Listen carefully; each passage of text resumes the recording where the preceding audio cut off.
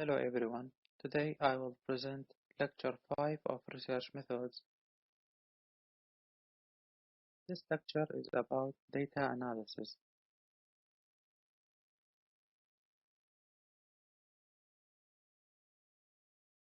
We have two main types of statistics. These are descriptive statistics, which use to describe our data without any comparison between groups, and inferential statistics, which compare between our groups in order to draw conclusions, make predictions, or test hypotheses. So whenever we have a comparison between a group, this is called inferential statistics. But when we don't have comparison, just to describe our data, this is the descriptive statistics.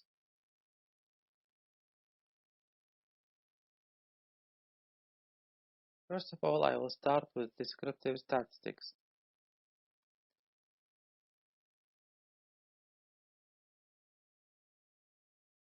Data can be described using tables, graphs, or some calculations. Tables offer useful means to present large amount of detailed information in a small space. When you use a table, usually the table title should be positioned above the table. Graphs are visual aids that allow rapid understanding and communicating of data. It's very important to use graphs as easy as possible and as easy to understand as possible.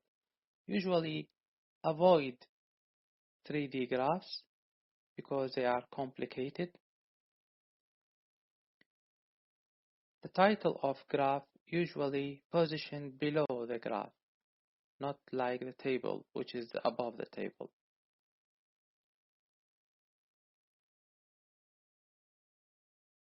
There are different types of graphs. The second one is stacked bar chart, which is less useful and less informative when compared to bar chart, so try to avoid this chart. Box plot, usually used when we have median. This is called box plot with whiskers. This line represents the median, and this line is called whiskers. So this is box plot with whiskers, usually used when we have median, not mean. Pie chart is also less informative. Try to avoid it as possible. Histogram is very useful, especially when we want to test the normality of our data. And scatter plot, which is also a useful type of graphs. Usually in scatter plot, we should use the x-axis for independent variables and y-axis for dependent variables.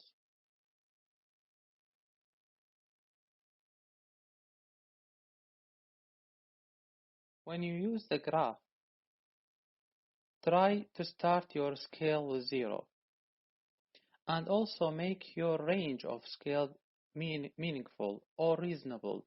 That means not too long or too small. This is the same set of data but with different types of scales.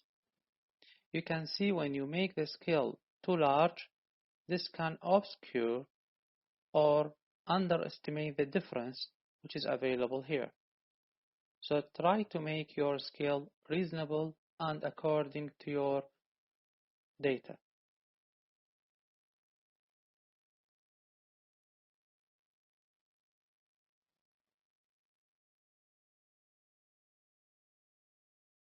Calculations.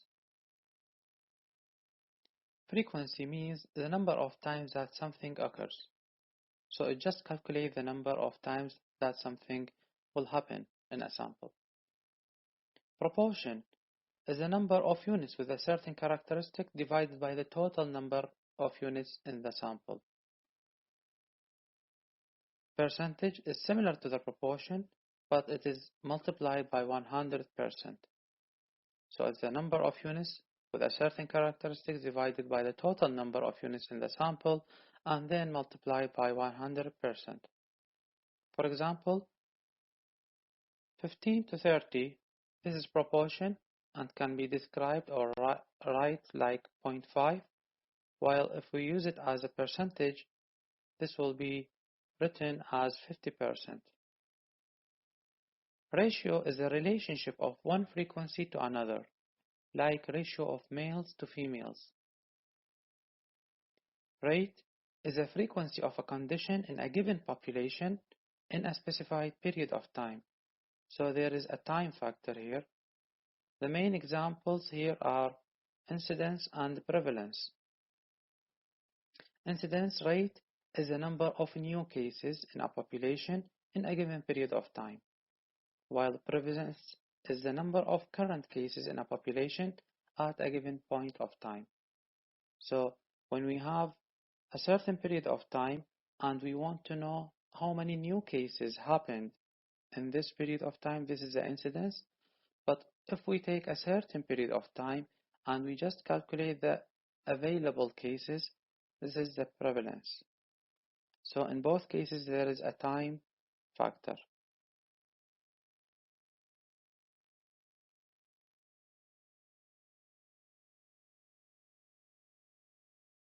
Now, normality or normally distributed data.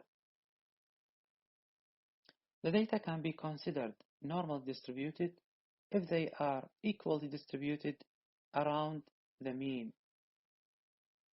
And it should have like this, which is called bell-shaped curve. So this type of data which is distributed equally on both sides, this is called normally distributed data. This is very important and we usually want our data to be like this. And I will tell you later why.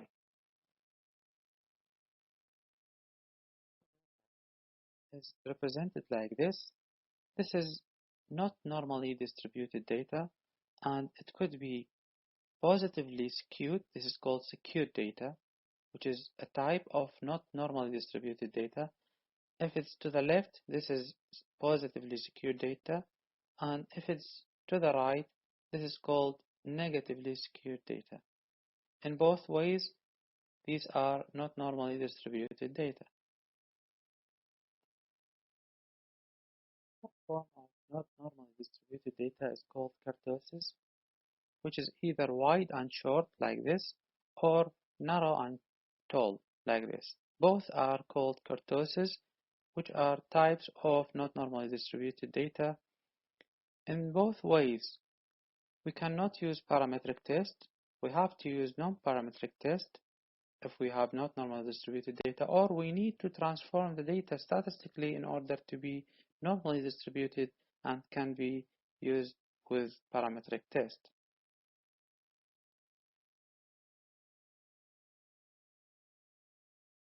It's important to check our data before doing any test for normality. How can we check the data if they are normally or not normally distributed? First of all, we can use this is QQ plot, or sometimes it's called PP plot. Be close to this line. If there is any deviation, like in these two cases, this or this, that means the data are not normally distributed, while in this case the data are normally distributed. So this is the first checking by using QQ plot. Secondly, we can check it using histogram.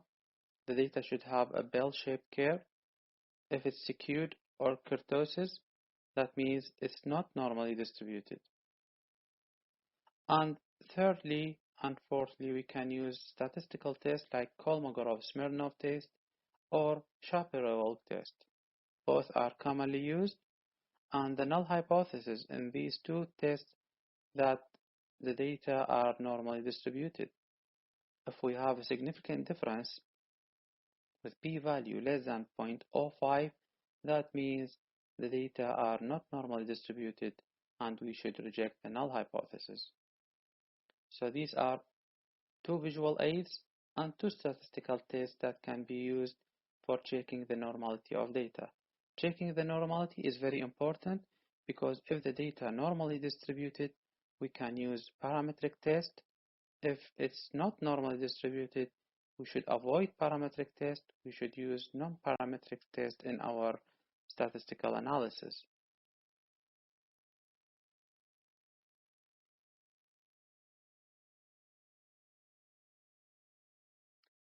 Outliers means any extreme value, either above or below our set of data, like this one or this one. In both cases, we have a data or a sample which is not within our range of data. This is called extreme value or outlier. This usually affects the sample and may lead to misleading results. We can identify outliers by ranking the data from the lowest to the highest, or by visualizing the data either with graphs like box plot, scatter plot, or by histogram.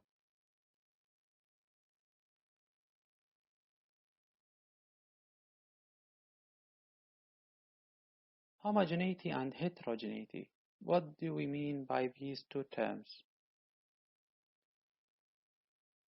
Homogeneity means that we have a data with small variation or compact data, while heterogeneity means that the data are spread widely. So we are usually preferring homogeneous data and should avoiding heterogeneous data. It's very important and can be identified when we have two sets of data. Usually this can be by using Levene's test, which identify if the two sets of data are homogeneous or heterogeneous. If you are doing t-test, you can identify Levene test appear in the table of the t-test here. So here we have non-significant difference greater than 0.05. That means there is no significant difference in the homogeneity, or the data are homogeneous, not heterogeneous.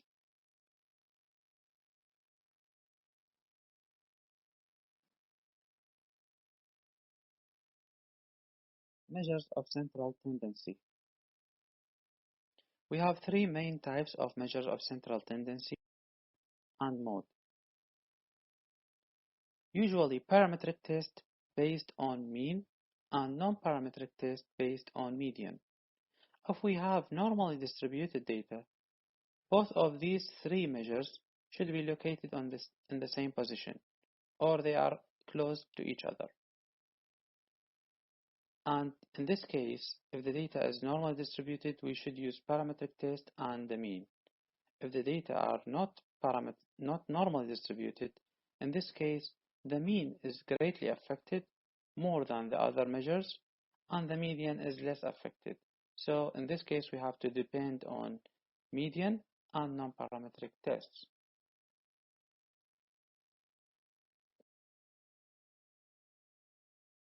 Mean is the average value of numerical values, so it's the sum divided by the number of values. For example, these 5 numbers, the sum is 25 divided by 5, so the mean is 5. It's the main measure of central tendency that we can use in our statistical analysis. The median is the middle value of an ordered sample of numerical values. For example, if we have odd number, this is the median, which is the middle value. We have to order the sample first, and then the median is the middle value. But if we have even number of scores, we have two middle values. In this case, the median is the mean of these two middle values.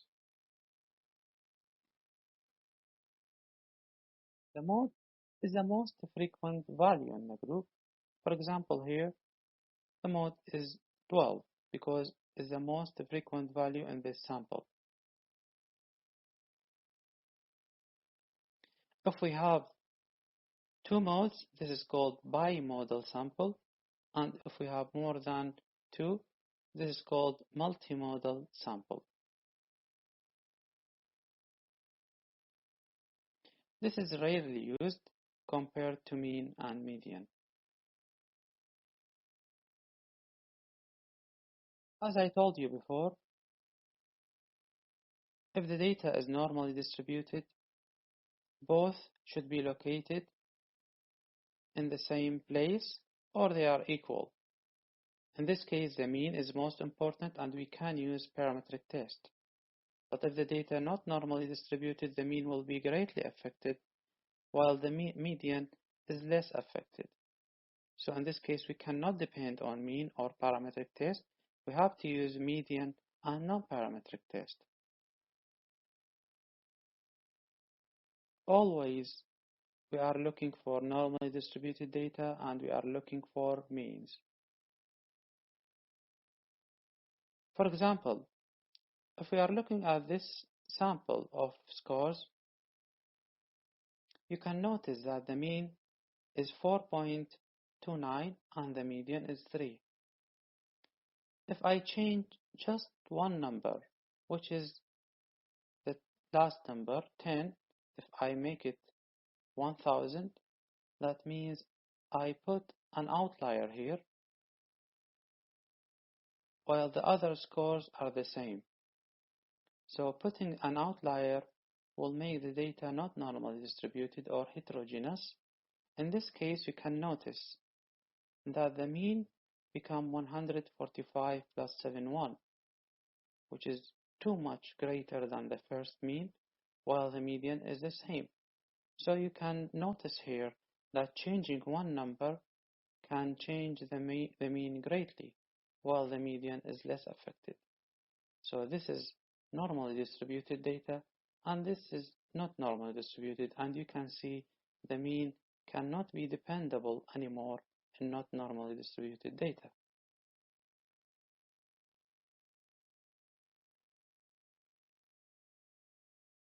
Now measures of variation.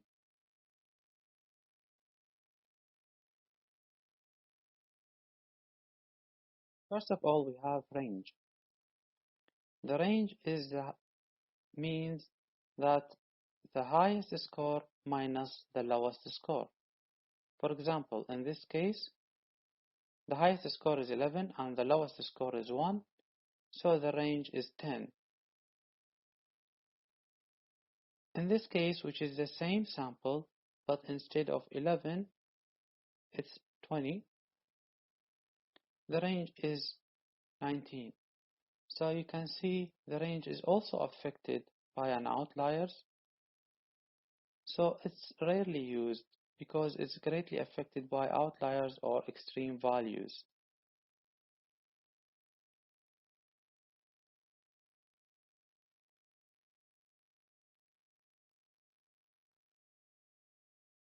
Standard deviation means is a spread of data around the mean. So when the mean is the measure of central tendency, the variation of data around the mean is called standard deviation. It's usually divided into 1, 2, 3 in plus and minus. The area between one standard deviation usually includes 68% of the sample.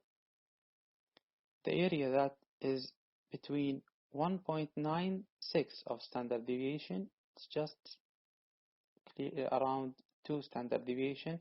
This includes 95%, and the area between 2.58 standard deviation plus minus include 99% of the sample. So what I want you to know is standard deviation is the variation around the mean, and it's just applicable to the sample. It cannot be used other than the sample that you are measuring.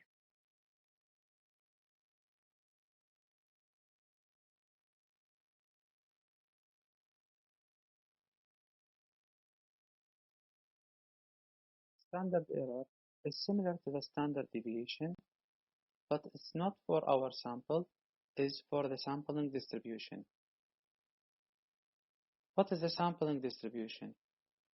It is an estimation of population value based on our sample by making several predictions from our sample in order to reach what is happening in the population.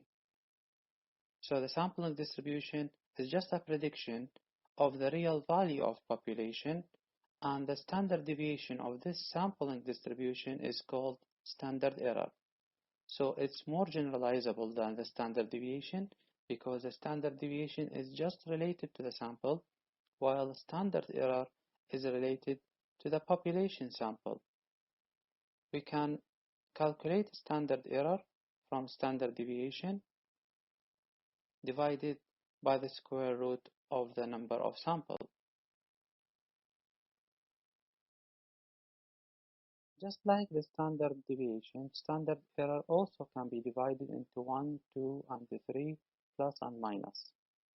The area between 1 plus and 1 minus standard error includes 68% of the sampling distribution or the population mean, and the area between 1.96 plus and 1.96 minus standard error includes 95% of the population mean or population sample.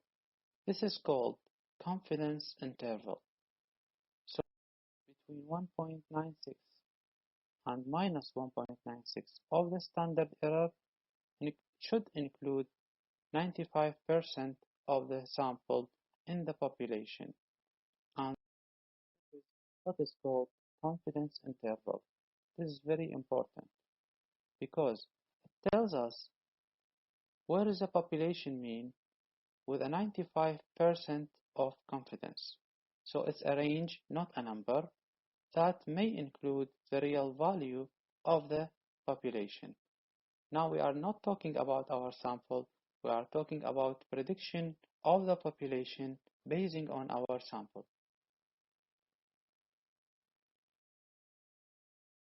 So if our mean is 7.5, standard error 1.6482, we can calculate the confidence interval and we can obtain two values.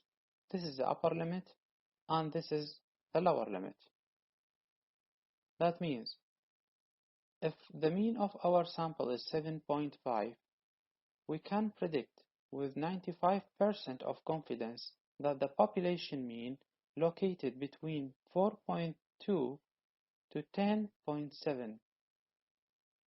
So this range may include the population mean with 95% of confidence.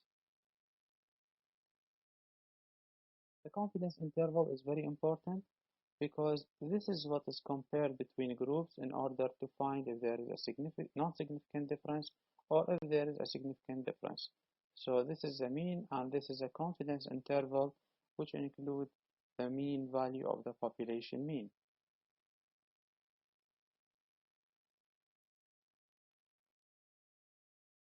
Interquartile range. This is a measure of variation when the median is a measure of central tendency. It's based on dividing the sample into 4 quarters. This is the minimum value, this is 25th, this is 50%, this is 75th, and this is the maximum values. So the 50% is the median value, and the interquartile range is the difference between 75th and 25th of our value. We can see this in box plot here. This is the median, which is the 50% of the population, and this is the first quartile, this is the third quartile, and this is the interquartile range. So interquartile range usually used with median, and it means the difference between the third and the first quartile. Standard deviation used with the mean, and interquartile range used with median.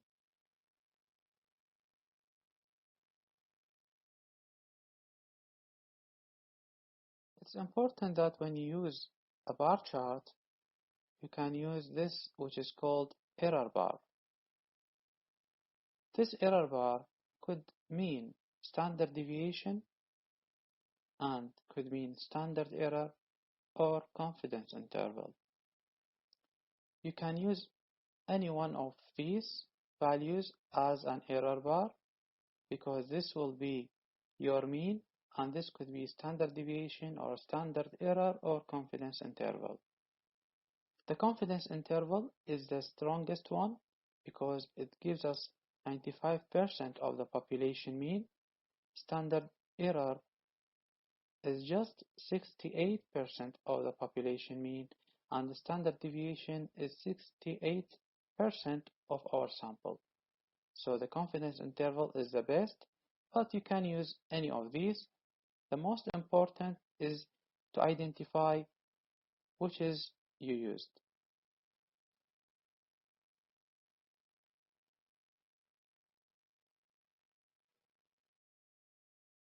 Inferential statistics.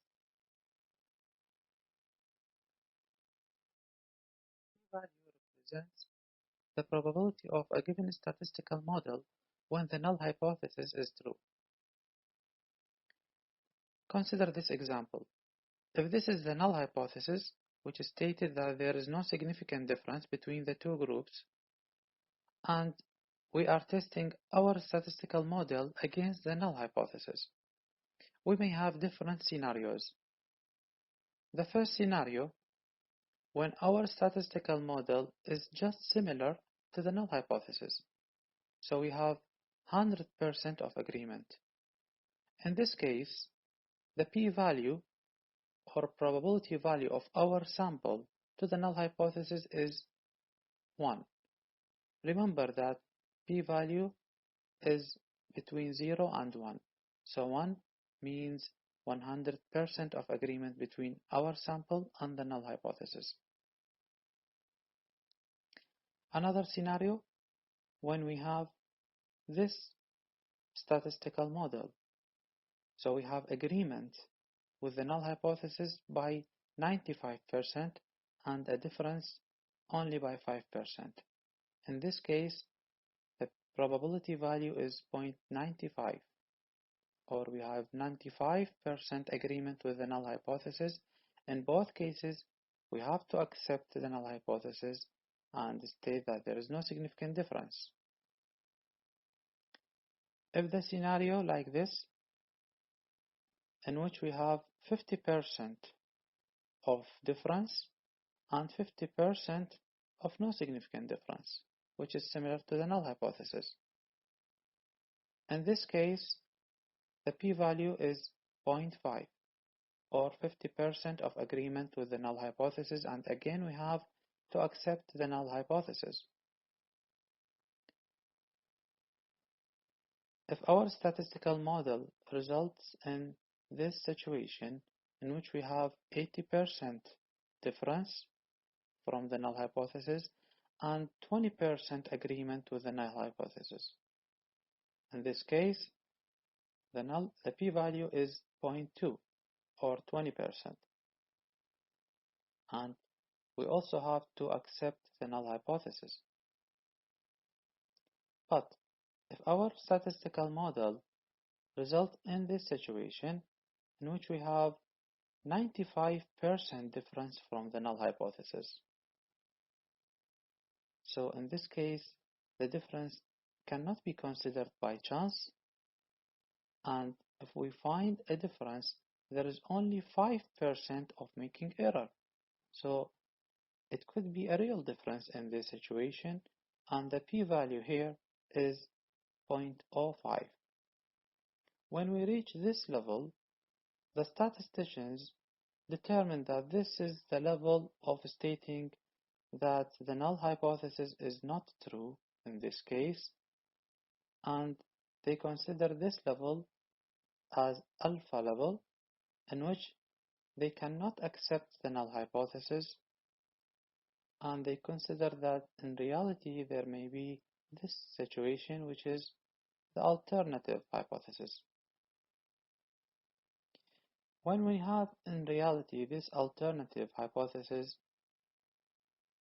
the only acceptable way is for power is to find or to reach this level, in which you agree with the alternative hypothesis by 80%. So this is the power when we reach 80% of ability to find the difference. And we have only 20% of making non-significant difference, while in reality there is a significant difference.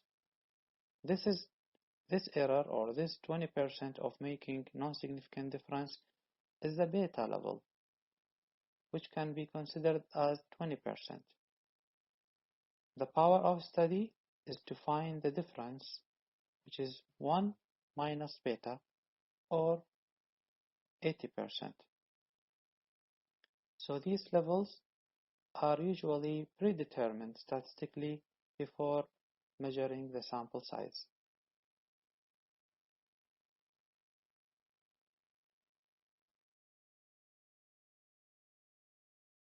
When we are testing our hypothesis, we stated that there is no significant difference. This is a null hypothesis. In our test, we either find this scenario when there is no significant difference, and in this case, the probability value will be greater than 0.05, and we accept the null hypothesis because there is no significant difference in our sample and in the stated null hypothesis. Or we can find this scenario where there is a significant difference when we find a p-value less than 0.05, and we have to state that there is a significant difference, and in this case we have to reject the null hypothesis and accept the alternative hypothesis.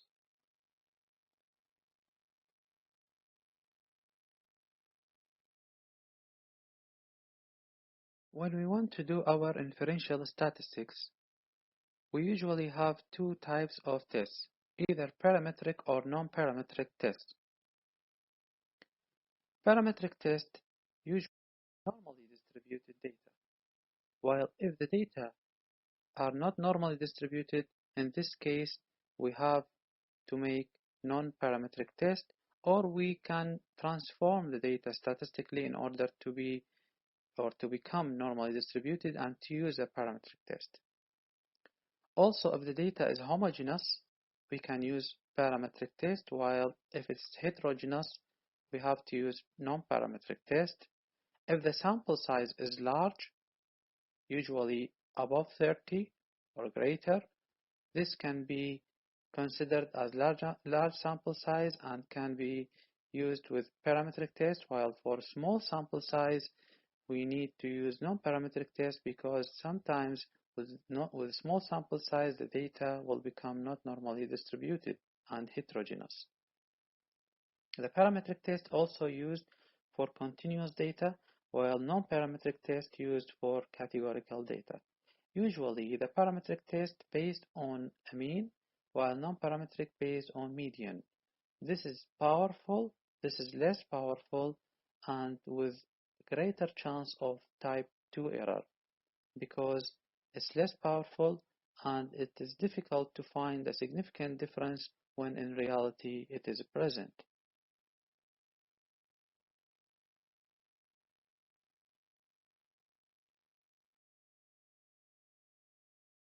Some examples of parametric and non-parametric tests.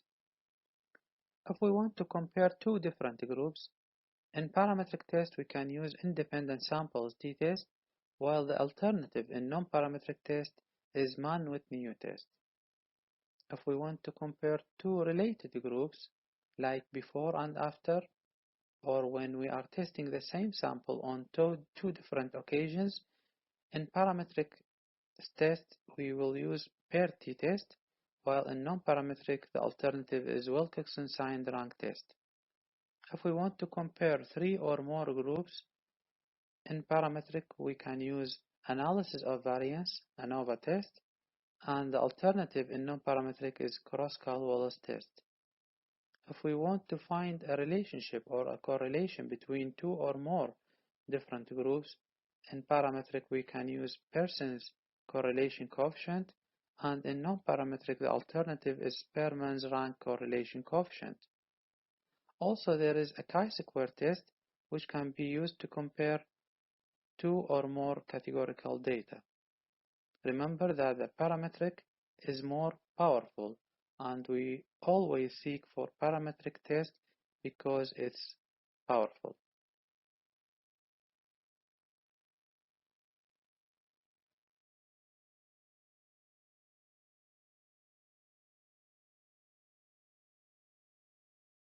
This is the end of lecture 5. Thank you.